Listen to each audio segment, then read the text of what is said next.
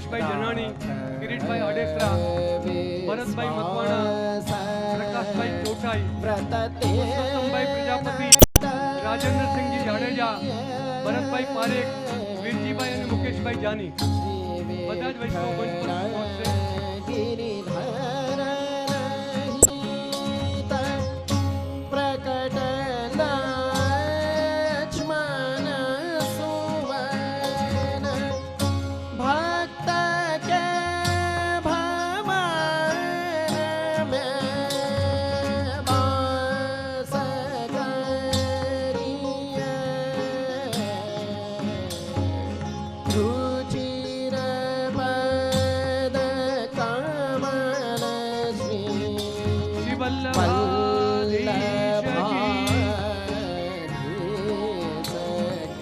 પૂજ્યશ્રી દ્વારા શ્રી આચાર્ય સ્વરૂપને તિલક માલ્યાર્પણ, શ્રી ભાગવતજીની પોથી વંદના,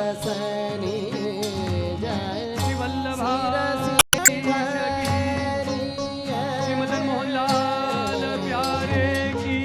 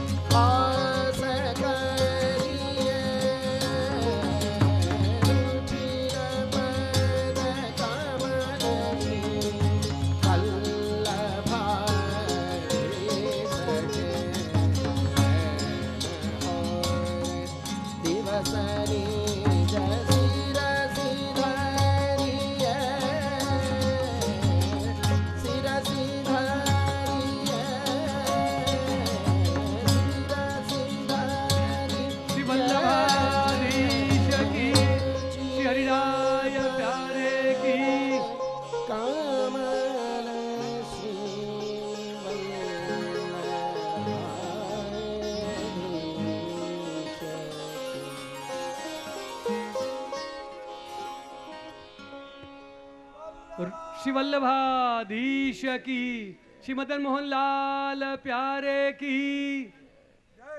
रुचिर पद कमल श्री वल्लभाधीश के, निश अरुवासर निज शिरसी धरिए. रुचिर पद कमल श्री वल्लभाधीश के. जिमना दिव्य चरण कमल छे, नित्य एनु ध्यान धरवा, હૃદયમાં ધારણ કરવા વધાઈમાં કહેવાયું છે. એવા જ શ્રી વલ્લભ પ્રભુના 537મા પ્રાગટ્ય ઉત્સવ અને શ્રીમદ પ્રભુચરણ શ્રી ગુસાઈજીના પંચશતી વર્ષના ઉપલક્ષમાં રાજકોટના આંગણે સપ્તમ પીઠ શ્રી મદન મોહનજી પુષ્ટિમાર્ગી હવેલી ટ્રસ્ટના કામવન અને રાજકોટના અંતર્ગત લક્ષ્મીવાડી હવેલીના વ્રજધામ ગ્રુપના વ્યવસ્થા અંતર્ગત સુંદર મજાનો વેણુગીતમ આ 5 દિવસીય સત્સંગનું આપણે શ્રવણ આપણને પ્રાપ્ત થયું છે, જેમાં સપ્તમ ગૃહના જ વડોદરા સ્થિત આચાર્ય યુવા વૈષ્ણવાચાર્ય પૂજ્યપાદ શ્રી હરિરાયજી મહોદયશ્રીના શ્રીમુખે આપણે આ દિવ્ય વેણુગીતનું ગાન શ્રવણ કરી રહ્યા છીએ. મિત્રો, આપશીમાનનો શાસ્ત્રીય પરિચય મેં પહેલા દિવસે આપ્યો તો આપના સપ્તમ ગૃહના આચાર્ય તરીકે સ્વરૂપ અને માધુરીથી તો આપણે પરિચિત હતા જ, પણ આપના સ્વર માધુરીનો આપણા રાજકોટની વૈષ્ણવ સૃષ્ટિ માટે કદાચ આ પ્રથમ પ્રયાસ કે પ્રાપ્તિ છે. આપની એવી દિવ્ય સ્વર માધુરી છે કે વિગત બે દિવસોમાં એવી અનેક દિવ્ય લીલાઓ, અનેક અલૌકિક ચરિત્રો વેણુગીતના માધ્યમથી આપના હૃદયમાંથી અસ્ખલિત સ્વરૂપે પ્રગટ થઈ રહ્યા છે, જેનું દિવ્ય શ્રવણ આપણે કરી રહ્યા છીએ.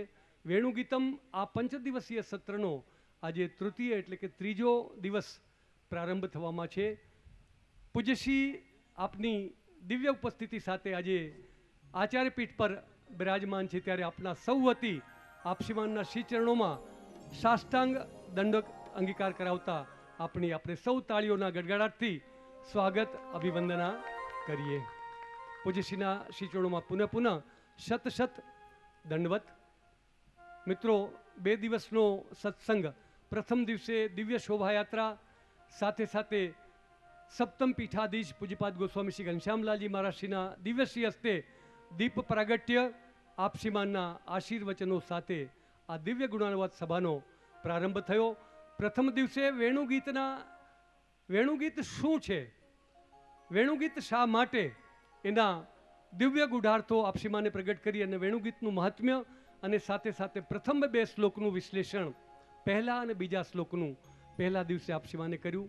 ગઈકાલે દ્વિતીય દિવસ, ત્રીજો, ચોથો અને પાંચમો, આ 3 શ્લોકોનું વિવરણ પૂર્ણ દિવ્યતાથી, પૂરી અલૌકિકતાથી પૂજ્યશ્રીએ કર્યું. વેણુગીતનો જે હાર્દ શ્લોક, બરહા પીડમ નટવર વપુ કર્ણયો કર્ણિકારમ, જે સુખદેવજીનું ઠાકોરજી સ્વરૂપનું દર્શન છે, એ દિવ્ય દર્શનને અનેકાર્થથી આપશ્રીમાને એક શબ્દના વાચ્યાર્થ, એક શબ્દના ભાવાર્થ, એક શબ્દના ગુઢાર્થો, 3, 4 અર્થો કરી અનેક પૂર્વાચાર્યો, અનેક પ્રાચીન આચાર્યોની વાણી સાથે, અવતરણો સાથે આપણને સુંદર દર્શન કરાવ્યું. અને એ દર્શન દરમિયાન સપ્તમ પીઠાધીશ પૂજ્યપાદ શ્રી ગોસ્વામી ઘનશ્યામલાલજી મહારાજશ્રી, જેમના આશીર્વાદ સાથે આપણને આ દિવ્ય સત્સંગ પ્રાપ્ત થયો છે, એમની પધરામણી થઈ અને આપશ્રીમાનના શ્રી હસ્તે શ્રી વલ્લભ પ્રભુના એક દિવ્ય ચિત્રજીનું અનાવરણ અહીંથી થયું.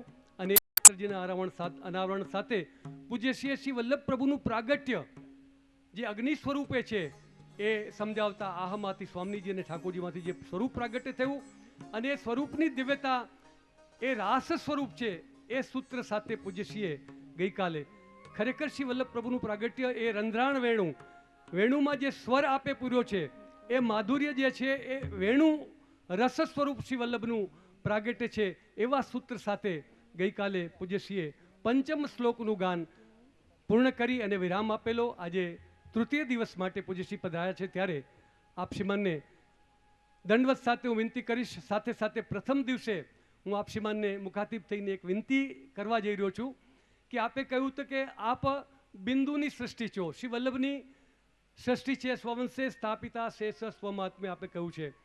તો જેમ આપ બિંદુની સૃષ્ટિ છો, એમ આપણી સન્મુખ જે શ્રોતાઓ છે એ નાદની સૃષ્ટિ, રાજકોટની સૃષ્ટિ કોઈ ગાંજી જાય એવી નથી.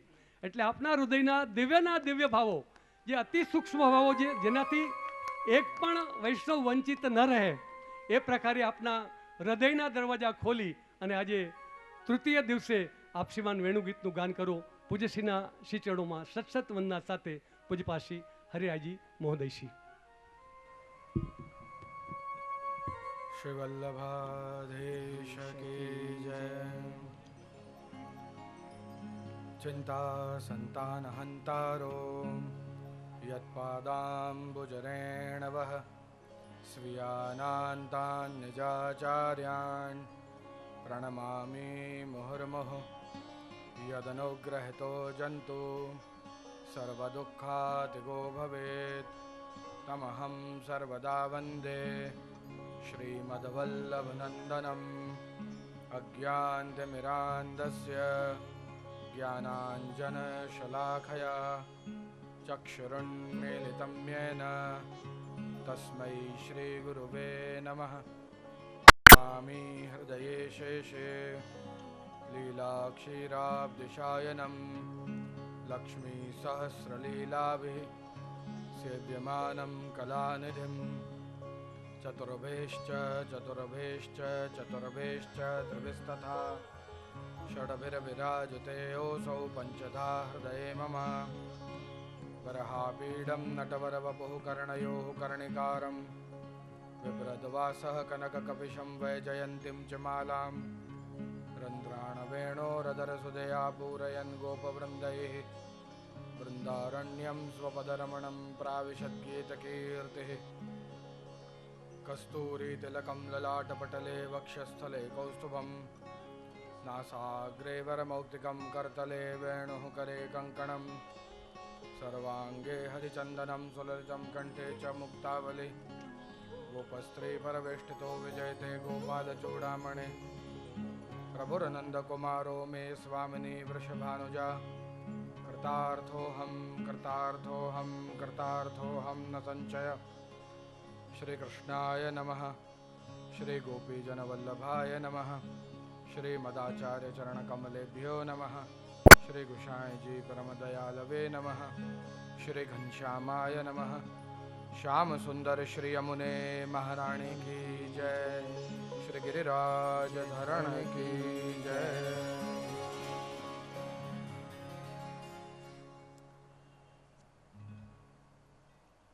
ભગવાનની આ રસમય સૃષ્ટિમાં ત્રણ વસ્તુ અત્યંત દુર્લભ છે. એક મનુષ્યત્વ, કે આ મનુષ્યનો દેહ પ્રાપ્ત કરવો.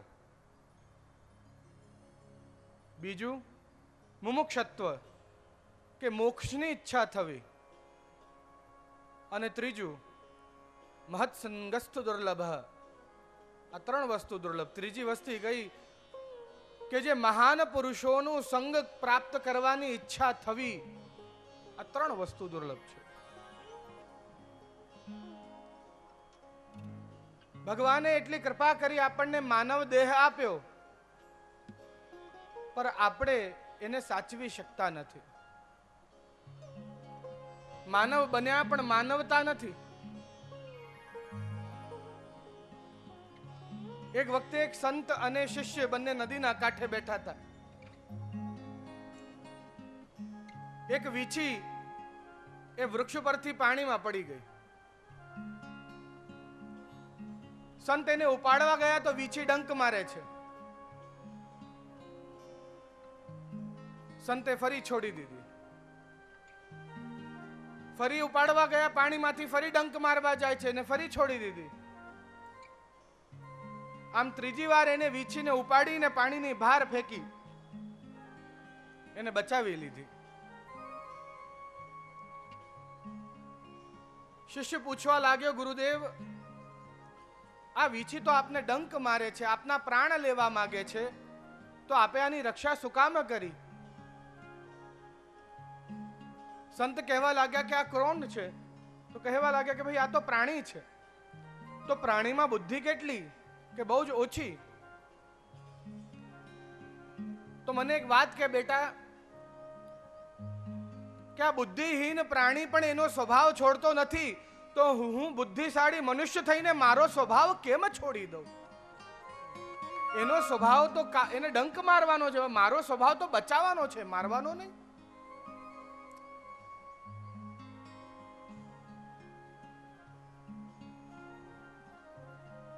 જેને મારી જોડે જેવું કર્યું હું પણ એની જોડે એવું કરીશ, એ કેવી ભાવના, એ મનમાંથી કાઢી દો. ઘણી બધી વખતે હું બધાને કહેતો હોઉં કે આપ જાણો છો કે સૌથી મોટો દાન કયો? એમ કહેવાય છે કે ક્ષમાનો દાન સૌથી મોટો કહેવાય. તે મારી જોડે જે કાંઈ કર્યું, પણ જા હું તને ક્ષમા કરું છું. તું છૂટો ને હું છૂટો. નકર અંત સમય સુધી ગતિમાં બી અવરોધ આવશે જો એને ક્ષમા નહીં કરો તો.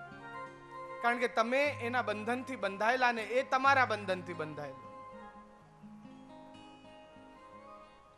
જા મેં તને ક્ષમા કર્યા. સૌથી મોટો દાન કહેવાય ક્ષમાનો દાન. એક વખતે આમ બન્યું, એક માણસની તિજોરીની ચાવી ખોવાઈ ગઈ.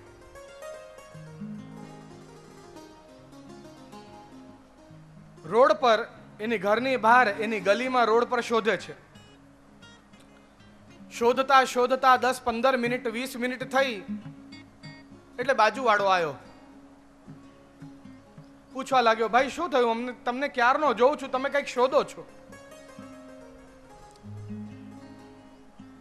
તો માણસ કહેવા લાગ્યો કે ભાઈ મારી તિજોરીની ચાવી ખોવાઈ ગઈ છે. બહુ જોખમ છે એની અંદર. કે છેલ્લે ક્યાં ખોવાઈ હતી તમને ખ્યાલ છે? કે હા, કે ઘરની અંદર. તો ખોવાઈ છે ઘરની અંદર ને તમે શોધો છો બહાર રોડ પર? કે હા, કે ઘરમાં અંધારું છે ને, લાઈટ નથી એટલે. કે બહાર પેલી સ્ટ્રીટ લાઈટ છે ને, અજવાળું છે એટલે બહાર શોધું છું.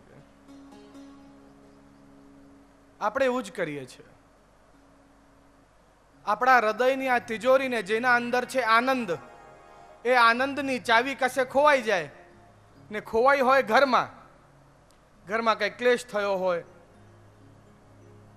ઘરમાં આનંદની ચાવી ખોવાઈ છે ને પછી રખડો ભાર, ચાલ આજે ફલાણા મોલમાં જઈ આવું, આજે ફલાણી પિક્ચર જોઈ આવું, કારણ કે બહાર પેલી ચમક દેખાતી, અજવાળું દેખાતું હોય, પણ એ અજવાળું આપના જીવનને, કારણ કે ચાવી ઘરમાં ખોવાય છે તો બહારથી આનંદ મળે કેમ ને, તો ક્ષણિક છે.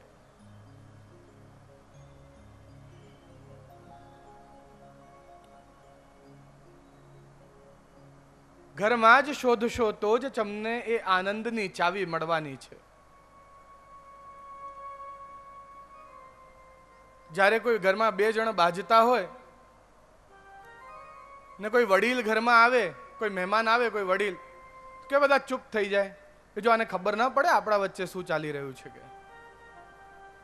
કે આ જતો રહે ને પછી આપણે કકરાટ કરીશું, જે કરવી હશે બધું ડિસ્કસ પછી કરીશું, કે હમણાં થોડીક વાર માટે શાંત થઈ જાઓ, કરીએ ને એવું. ને વડીલોનો વડીલ તે પેલો ઠાકોરજી આપણા ઘરે બિરાજે છે, ની શરમ નથી લાગતી કોઈને? એની સામે આપણા ઘરે બિરાજતો હોય ને એની સામે આપણે ક્લેશ કરતા હોઈએ. અરે જય શ્રી કૃષ્ણ કોઈ નોર્મલ હાય હલો નથી. અરે વૈષ્ણવ, તારા હૃદયમાં બિરાજેલ કૃષ્ણને મારા જય. હવે એના હૃદયમાં કૃષ્ણ બિરાજતો હોય તો એની જોડે ક્લેશ કરતા ગમે? એને એક વૈષ્ણવ ભાવથી જે દિવસથી જોવાનું શરૂ કરશો ને, એ દિવસથી ક્લેશ ઓછા થઈ જશે ઘરમાં.